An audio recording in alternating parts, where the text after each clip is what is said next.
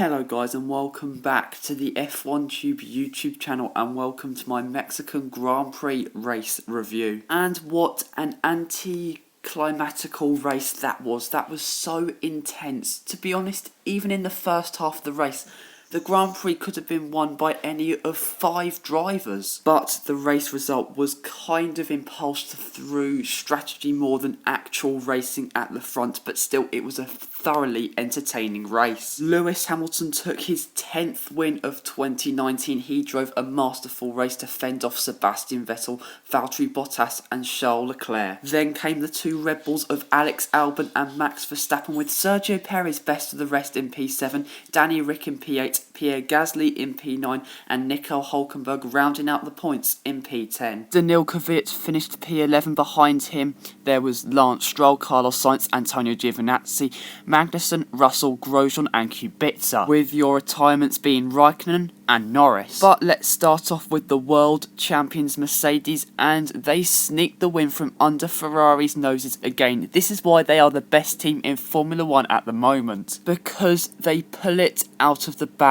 consistently. Mercedes did the right thing, undercut Ferrari, eventually get track position, and they were able to dictate the race from there on in, referring to the Hamilton-Vettel battle. But let's not take anything away from Lewis Hamilton's performance and tyre management. It was just spot on. Despite having tyres that were 14 laps older than Sebastian Vettel's, he kept the Ferrari behind with relative ease. And let us not forget, Hamilton dropped to P5 at the start. Sebastian Vettel squeezed him out on the start-finish straight, which was right on the limit, and then Hamilton had to tussle with Max Verstappen, with both drivers having to cut across the grass. So not an inhumane performance from Hamilton, but I think it was top class. Valtteri Bottas, he had very good pace today, but he kind of lost the race at the start, dropping to P7 I believe.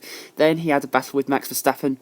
That cost him time, so you could say that Valtteri Bottas could have won this race had he had a better start, because the Mercedes actually works really well when you take the Red Bull of Max Verstappen out of the equation. From a front row lockout to P2 and P4, this is the 2019 Ferrari. They keep on mucking up race wins. It's just indicative of this team. After the first lap, they should have cruised to race victory, but oh no, strategy deprived themselves of victory. Basically, Ferrari relinquished track position, especially with Leclerc committing to a 2-stop win. They could have run a lot longer in that first stint. The race showed us that track position was pivotal and the 1-stop was the way to go. However, I personally believe Sebastian Vettel is being really hypocritical. He wanted to stay out once Mercedes pitted. He wanted to go a bit longer into that first stint. So therefore, he was always going to lose track position to Hamilton if he did what the team asked him to, which was to box the lap after Hamilton. It would have been a really close fight, but he remarks that Ferrari should have been sharper. No, Sebastian Vettel should have boxed when he needed to, because he had so much ground to make up and just hurt himself of winning the race. It was a really disappointing Sunday for Red Bull Racing. Firstly, Alex Albon up to P3 at the start, but going into his second stint on his outlap, he caught up with traffic, lost a load of time. When I mean traffic, basically, it wasn't a blue flag scenario, it was actual racing for position, so he lost so much time, and considering he was on a 2-stop, he needed to perfect every single lap to scintillate in pace. Max Verstappen had a really scruffy race, colliding with Kevin Magnussen, Lewis Hamilton, Valtteri Bottas, and definitely cost himself a podium position. With Max Verstappen at the wheel, that Red Bull was mighty on pace, and I definitely believe he would have finished ahead of Valtteri Bottas had he calmed down a little bit. I'm sure he was incensed by the fact he was demoted from pole to 4th and didn't calm down enough, in my opinion. The first lap incident with Lewis Hamilton was a racing incident. He was just caught up in Hamilton's tank slapper situation, had to cut across the grass. But the Valtteri Bottas and Kevin Magnussen incidents, he was being way too aggressive and needed to calm down. I'm going to go through this midfield, hopefully very briefly, starting off with Racing Point. Best of the rest, courtesy of Sergio Perez. The Mexican benefited from starting P11, had the choice of whichever tyres he wanted to start on and used that to a T. He defended very well at the end of the race from Daniel Ricciardo for P7, and that was basically Checo's race. very well managed. Lance Stroll, he was so quiet during the Grand Prix. I don't think I even saw him, so I don't think there's a lot to talk about. Renault now. A good day for Renault. Daniel Ricciardo P8, Nico Hülkenberg P10. Ricciardo ran very long into his first stint, starting on the hard tyres. Must have gone something like 47 laps on those hard compounds of tyres, switched to the mediums and had a right go at Sergio Perez, but couldn't make the move stick. Despite being spun round by Daniil Kvyat, Nico Hülkenberg did finish P10 due to Kvyat's time penalty. Toro Rosso now, Gasly P9. A very strong weekend for the Frenchman. He really is getting to grips with that Toro Rosso, which shows maybe his lack of performance was due to the fact that the Red Bull has such a narrow working range and Gasly couldn't adapt to it. Anyway, he's done well in the second half of the season and he's shown that the kid does have some talent.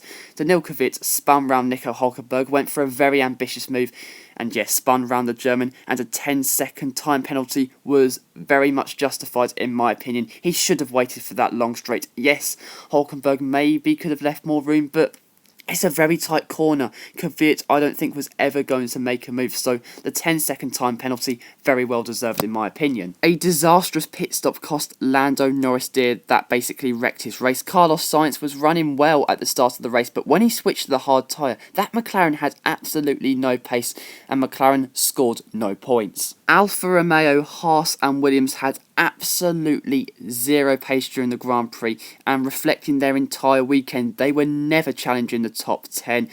And yeah, a pretty wretched weekend for the three teams. Lewis Hamilton is 74 points clear of Valtteri Bottas, meaning he only needs to score 4 more points for the rest of the season to win the championship. It seems likely that Hamilton will be world champion in Austin next week. Charles Leclerc still P3, Sebastian Vettel is right behind him though in P4. That demotes Verstappen to P5, Gasly's back up to P6, Carlos Sainz is down to P7, Albon is P8 right behind the pair, Perez is P9 with Danny Rick jumping up to P10. Mercedes, the world champions, continue to strengthen their lead at the very top. They are goodness knows how many points clear of Ferrari, something like 194. Red Bull are neglected from every battle in F1 at the moment. They are safely in third. McLaren pretty much confirmed P4 despite a wretched weekend. Renault are in P5. Toro Rosso are level with Racing Point in terms of points in 6th.